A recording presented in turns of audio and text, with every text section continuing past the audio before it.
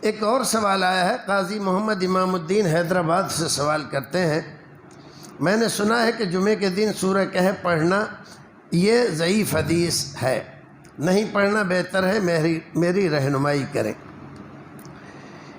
دیکھیے اس سلسلے میں جو روایتیں سورہ کہف کے سلسلے میں آئی ہیں تو یہ بات تو صحیح ہے کہ رسول اکرم نے فرمایا کہ جو سورہ کہف کی تلاوت کرتا ہے کثرت سے تو اللہ رب العزت اس کو دجال کے فتنے سے محفوظ رکھے گا، تو بہت بڑی چیز ہے۔ اب اگر کوئی آدمی جمعے کے دن سورہ کہف پڑھنے کا معمول بناتا ہے تو بنا سکتا ہے، پڑھ سکتا ہے۔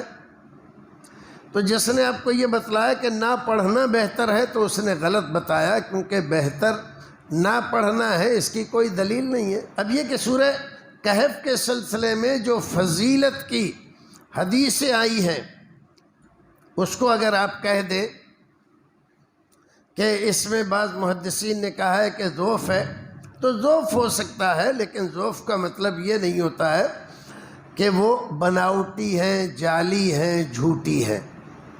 تو جھوٹی نہیں ہے، بناوٹی نہیں ہے، تو جو لوگ پڑھتے ہیں پڑھ سکتے ہیں۔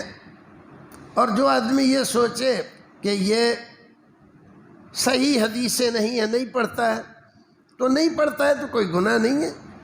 اور اگر آدمی کوئی پڑھتا ہے تو کلام الہی پڑھ رہا ہے، اس کو ثواب تو بہرحال ملے گا۔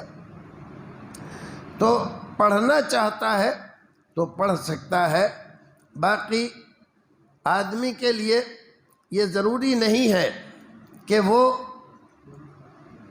اس کو لازمی سمجھے، واجب سمجھے، تو واجب نہیں ہے۔